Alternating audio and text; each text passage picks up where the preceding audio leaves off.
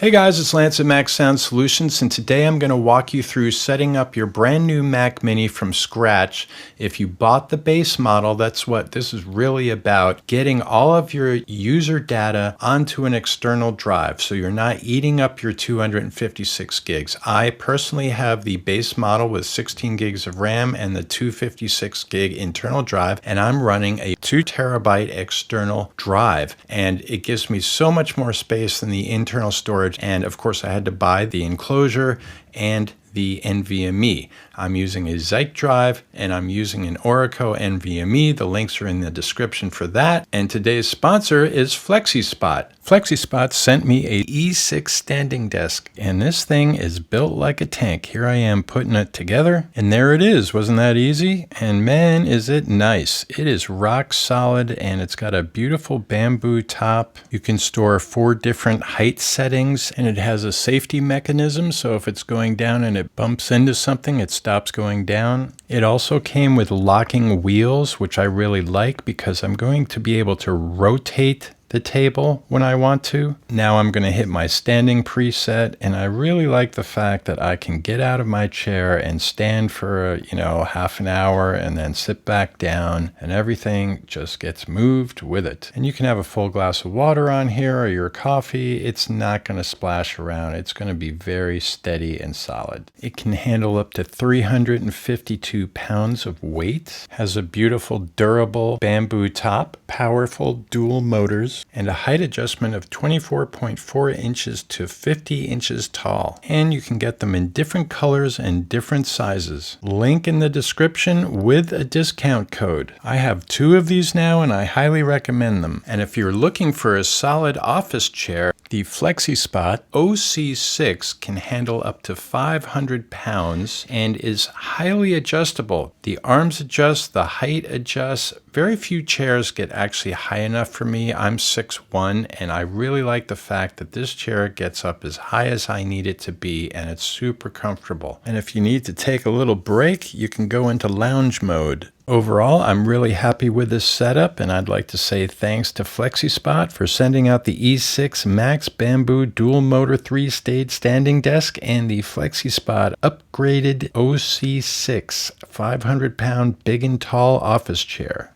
Okay, so we booted up our Mac Mini for the very first time, and we're going to go through Apple's setup. So we're going to hit Not Now, Continue, and we're going to hit Not Now for Migration Assistant. We're not going to copy any data to the Mini currently. And this is the big one. Don't sign into your Apple account. Very important. Skip that. Otherwise, all your data will start downloading to the internal drive. We don't want that. So now we're going to set up our first user. Now this is going to be your backup user. This is going to be the account that you keep on the internal drive at all times as an administrator. So it's the first account you're going to set up. I call mine backup user. You can call yours whatever you want, but just know that this is going to be the one that you leave on the internal drive. So if something goes wrong with your external home folder setup, you can always still log into your Mac and do troubleshooting. So I'm going to come up with my password that I'm not going to forget. I always use the same password for all my users because it's just me using the computer. You can do whatever you want. Just make sure that you know what your user password is. It's very important. You can turn on location services, and I'm not going to share my analytics with Apple. And set up screen time. No, I'm going to do that later. Apple Intelligence shows you that it's still in beta, and it's just telling you that it's available. You are not turning it on yet, so you can just hit continue here. And the last thing we choose is our look mode, and I like dark mode myself, so I'm just picking that. You can pick whatever you want, and then welcome to your Mac. You are now logged into your backup user internal account, the first account you have set up on your Mac. So now I'm just going to go do a few basic setups. I'm going to go to Finder and Settings, and I want to be able to see my internal Macintosh HD, so I'm going to turn that on. There it is now on the desktop. desktop. So I'm quickly just going to change the desktop photo because it's kind of distracting with all these trees. So we're going to do that just to make it nice and tidy. And now we're going to attach our external hard drive that we're going to be using going forward. So we're going to attach the drive, and then we're going to create our second user account, which will become our main user. And as far as drives go, it's important to use a Thunderbolt 4 drive or a USB 4 drive. I've been using the ZIKE drive for a couple of months now, and I really like this enclosure. It's just an enclosure. It's USB 4 and Thunderbolt 4, and you put an NVMe in there, and it's been very rock solid. You can use my discount code to get 20% off. The link is in the description. The problem with USB 3 drives is you'll get way slower speeds, and some of the permissions like spotlight searching and trying to delete internal apps becomes a bit of an issue. So I highly recommend Thunderbolt 4 or USB 4. And I'm using the T7 just because I had it lying around as an empty drive. Normally I would not be using it because it's USB 3.2. If it's a brand new drive, you must reformat it in APFS. Usually new drives come formatted in exFAT or they're not formatted at all. And when you first connect a new drive, Time Machine will say, do you want to use this for your Time Machine backups? We do not. So now that you have your external APFS formatted hard drive, you're ready to create your second user account. And I just want to make this clear, don't be distracted by my LanceX account. That is the account I'm using to edit the video. That might pop up every once in a while. But for the video, just think that we only have our backup user at the moment. Forget about LanceX. So we have our backup user, and now we're going to create another user account, which will be our main account going forward. But before we make our new user account, we're going to add a couple of folders to our external drive. So we're going to create two folders, and one of them is going to be the users folder, and the second one is going to be the applications folder. So this is a slightly new way that I'm doing this, and I think it's the best way because it kind of follows Apple's folder structure on the internal drive. And now I'm going to create one more folder inside the users folder that is going to be the same name as the new user account that I'm going to make in the system settings under users and groups. So I called it test user, but you can call it Jim Appleby or whatever your name is, whatever you want to call it. So we have the test user folder in the users folder. Now we're going to go to System Settings, Users and Groups, and create the same name user account. So I click on Add User, and it's got to be an administrator. Very important. You have to change it there. It's set up to be on standard. And then I'm going to type in Test User. Then I click on Account Name, and you can see it automatically put test user there. I'm going to give it a password. You got to remember what your password is, or else you can't get into your account. And then we hit create user. And what it does is it creates a new administrative user on the internal drive. I'm going to go in there and give it a quick emoji just to differentiate it from the other ones. So now all we have to do is point it to that external user folder that we created on the external drive. And I'm just showing you on the Macintosh HD, the test user is currently located in the users folder in the internal drive. And I'm still logged into the backup user account. So as you can see, all the test user stuff, the desktop documents, downloads, I cannot access those files from the backup user account that I'm currently logged into. And if you look on the external drive, the test user account, there's nothing in there yet because we have not pointed our account to be running off the external drive. But that's what we're going to do next. So we're back in users and groups. We're going to hold down the control key on the keyboard and click on test user, and advanced options will open up, and then we'll click on advanced options. And now we're going to point our test user account to the external location. So we go to the home directory section and select choose. We're going to find our external hard drive. We're going to go to users. We're going to click on test user, and that's as far as you need to go, and hit open. You can see there's nothing in there yet. and double check your home directory location. It should be volumes, your hard drive, users folder, and then your username. Then we hit OK, and now we're going to reboot and log into the test user for the first time. So there we go, we're booting up into the Mini, and now hiding behind our backup user is our new user account. And there's another one in there, which is my main account, but I'm doing this as a demo. So we're going to log into the test user account, put in our password, and whenever you create a new user or relocate the user, you're going to have to do some basic Apple prompts before you get into the account. And be patient, it takes a little while for this to show up. And there it is. And you can now log into your Apple account. You can now turn on Apple Intelligence if you want to. And all your iCloud data will start to populate on the external drive, just as if it was on the internal drive. So now we're looking at the external user folder, and all the icons have their little markings on them, like the downloads folder, the movies folder. They have those little icons, which shows it's the active user account that you are currently logged into. Otherwise, they'd just be generic looking folders with no icons.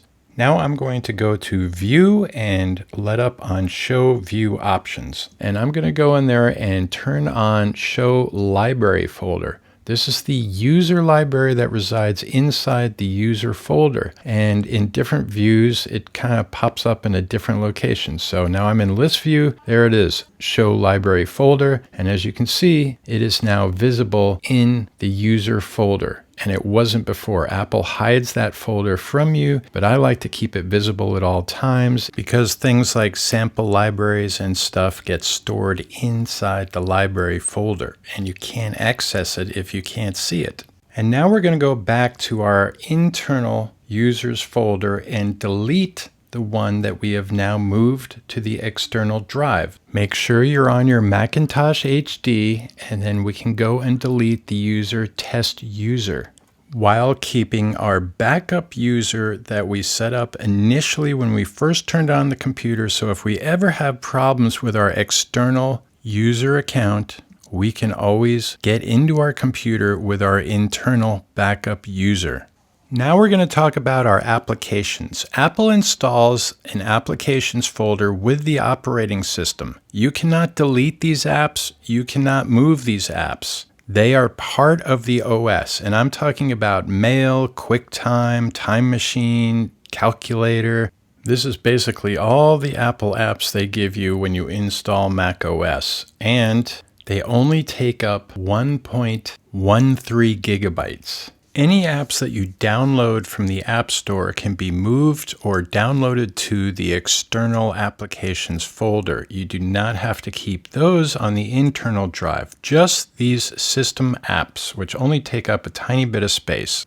But if you want to have all your applications in one place, including all of Apple's system apps, you can drag those over into the external applications folder. Now they're not going to copy, they're not going to be moved. What's going to happen is it's going to create aliases for all of those applications. So you can basically just use the external applications folder if you want to. I like keeping this stuff separated from my applications and the Apple built-in apps, but this is a way to do it if you want to. See, I just clicked on Calculator on my external applications folder and launched it from the internal applications folder. So you can do that if you want to. I prefer to keep them separate, so I'm not going to do that. And of course, you can launch any of those apps from the dock or Launchpad. Okay, now we're going to get a little more technical, but this is a really good thing to do. You don't have to do it, but I think it's totally worth doing, and it's really easy. I'm going to show you how to do it. We're going to use the terminal app to create a symlink to our external applications folder, which will then get placed inside our user folder. And the reason we're doing this is because whatever applications we download from the App Store or that we install on our Mac that go into the external applications folder will automatically get their icon placed in Launchpad. We're going to launch Terminal, which is one of the apps in the Utilities folder in your internal applications folder. And we're going to type sudo space ln space -S space. Don't forget the last space. Then we're going to go find our applications folder on the external hard drive and drag it into the terminal window right after what we typed. Just drop it in there and then hit enter and type in your login password. And bingo, we just created a symlink. And when you open your users folder, there it is. The application symlink is now created and it lives inside the test user folder. So you have two applications folders, an internal and an external, and a symlink in your user folder to that external applications folder. I hope that's not too confusing, but now you're going to get it when I show you this next part of the video. Now when we download an app over 1 gig in size, which you have to set up in the App Store, you go to the App Store settings and then you go down to download and install large apps to a separate disk. So apps over 1 gig will now go to the external drive that you select. I'm going to select the same drive where my applications folder is that we created, and it's going to download and install in our external applications folder. And when you have an external applications folder, Apple wants it on the root directory, meaning it's not in another folder. It has to be on the root directory of the drive. And the reason we made that symlink that lives in our user folder is so that our user account knows when we've downloaded a new app, and it will automatically place the icon for that app in the Launchpad. So we just finished downloading 3 gigs Hello Kitty, and we look in games and there it is, automatically placed in our Launchpad and installed in our external applications folder. Now I'm going to go download a game that is under 1 gig in size, and if you watch the Launchpad icon, you can see it shows you it's downloading, which it did not do that with Hello Kitty, and it does a little hop skip at the end of the download showing it's complete. Hello Kitty did not do that. So we're going to go look in our applications folder on the external drive, and you can see the game is not in there. Hello Kitty's in there, but the game we just downloaded is not. Because it's under 1 gig, it's going to get installed in the internal applications folder. So we're going to open up our Macintosh HD and we're going to look in our applications folder there. I'm going to have both hard drives open now. We got our external and we got our internal Macintosh HD. We're going to go look inside the applications folder, and there's the game we just downloaded, Snake.io, and we're going to copy that into our external applications folder.